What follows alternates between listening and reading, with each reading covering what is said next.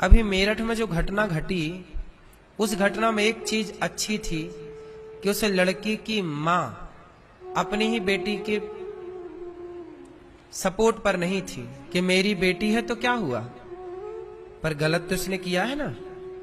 मेरा दामाद गलत नहीं था, मेरी बेटी ही गलत थी।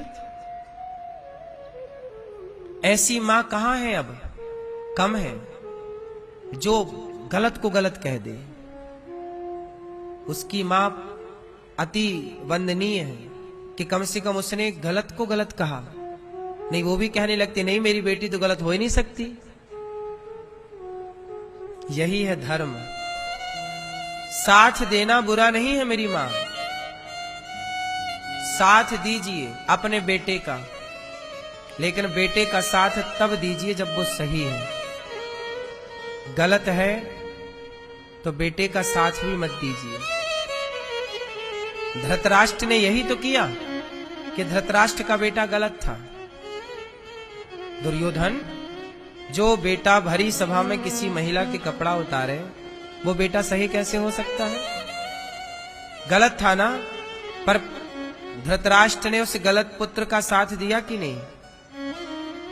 हम आपसे कहते हैं, भला चाहते हो अपना तो गलत को गलत कहो और सही को सही कहो। तुम्हारी सास गलत है तो गलत कहो, पर सही है तो सही कहो। लोगों के भड़काने बहकाने से नहीं, तुम्हारा अपना भी तो सिस्टम है, तुम्हें भी तो सही गलत की परख है।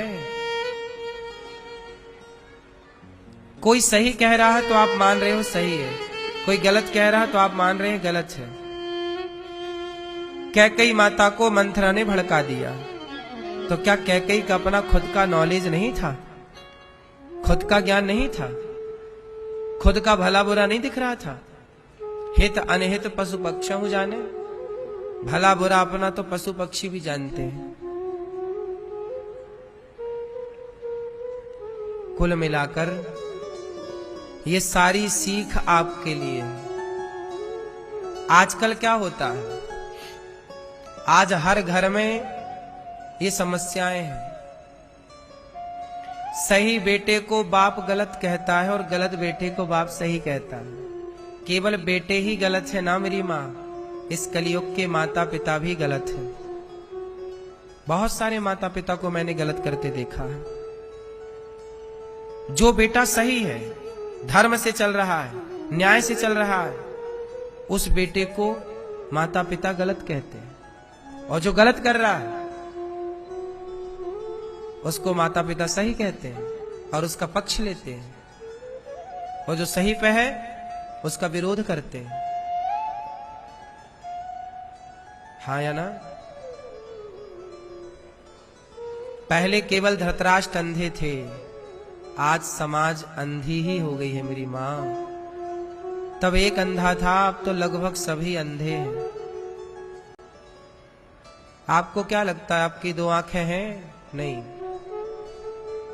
यदि आप सही को सही नहीं कहते और गलत को गलत नहीं कहते तो आप भी तो अंधे हैं। आपके परिवार में क्या चल रहा है आपको पता है? आपके घर में कौन सही है कौन गलत है आपको भली भांति पता है। आपको पता है कि आपकी मां सही है कि नहीं, पिता सही है कि नहीं, पुत्र सही है कि नहीं, पत्नी सही है कि नहीं। पर कई बार आप गलत देख करके भी आंखें बंद कर लेते हैं।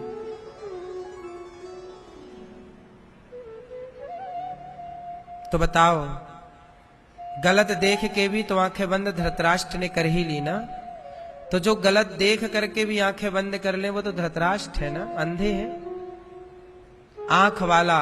इसलिए हमारे देश का कानून भी अंधा है, क्योंकि कानून को पता है कि यहां लोग भी अंधे हैं।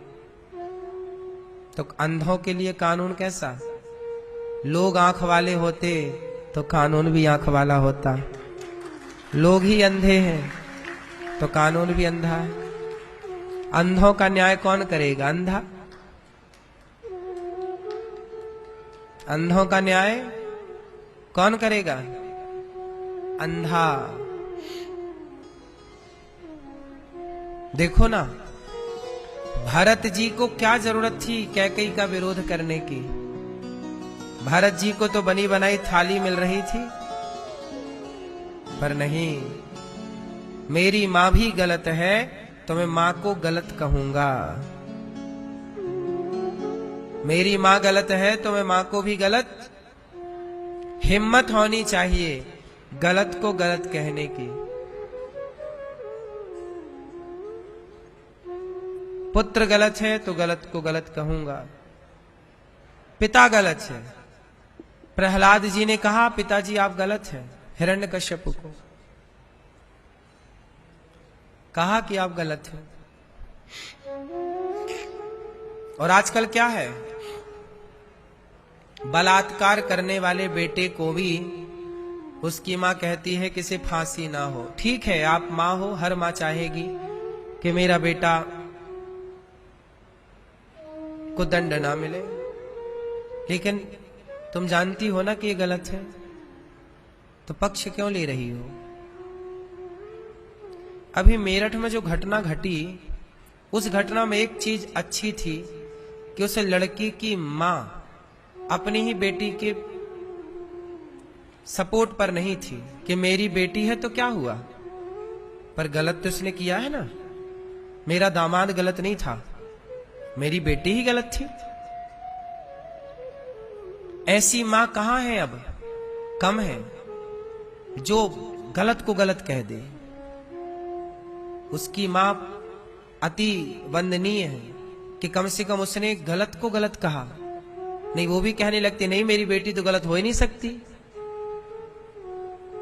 यही है धर्म, गलत को गलत कहो, सही को सही कहो। आजकल क्या होता है, जरा सी बात पर लड़की नाराज होकर मायके भाग जाती है और ससुराल वालों पर दहेज का केस लगा देती है। दहेज का केस लगाने वालों से पूछो तुम अपनी छाती में हाथ रखकर बताओ कि जो तुमने आरोप लगाया है क्या वो आरोप सही है? 99% आरोप कोर्ट कचहरियों में गलत है और लगाने वालों को पता है कि हम ये गलत आरोप लगा रहे हैं, गलत धाराएं लगवा रहे हैं, पर वो गलत करके सुख पाना चाहते हैं। उनको लगता कि ये हम इनके साथ गलत करेंगे तो सोचो ना फिर तुम्हारे साथ कौन अच्छा करेगा। क्या ईश्वर अंधा है? तुम अंधे हो, ईश्वर अंधा नहीं है। इसलिए आप लोगों से केवल इतनी सी मेरी प्रार्थना है कि गलतियां सब करते हैं, करो, पर समय से सुधार लेना। कहीं इतना लेट ना हो जाए कि सॉरी कहने का भी समय हाथ से चला जाए। कई माँ इतना लेट हो गई है कि अब सॉरी कहने का भी वक्त नहीं रहा। सही है, कई माँ को समझ में तो आई कि मैंने गलती की, पर जब तक समझ में आई तब तक वो बहुत लेट हो गई। बोलो हाँ, सही है। अब उनका सॉरी कहने से भी कोई फायदा नहीं है।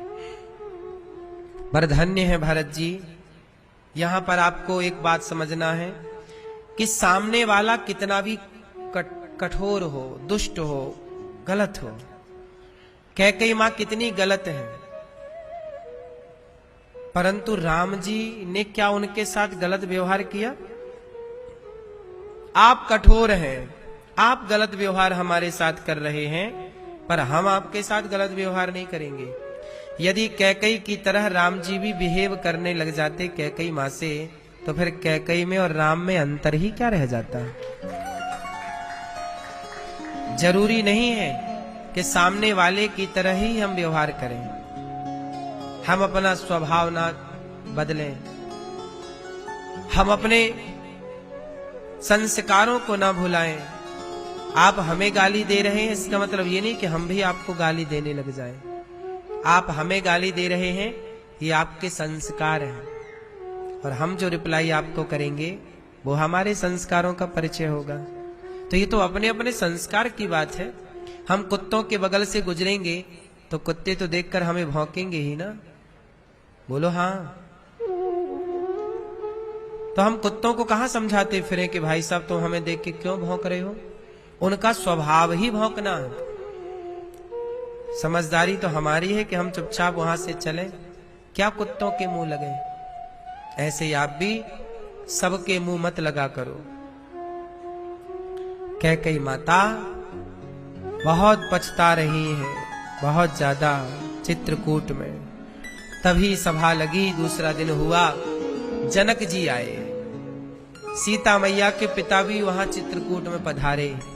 और जब जनक जी ने अपनी बेटी को देखा, सोचो जिस बाप ने अपनी बेटी को फूलों में रखा हो, इतना लाड़ लड़ाया हो, प्यार किया हो, जरा भी तकलीफ ना आई हो, जब वो बाप अपनी बेटी को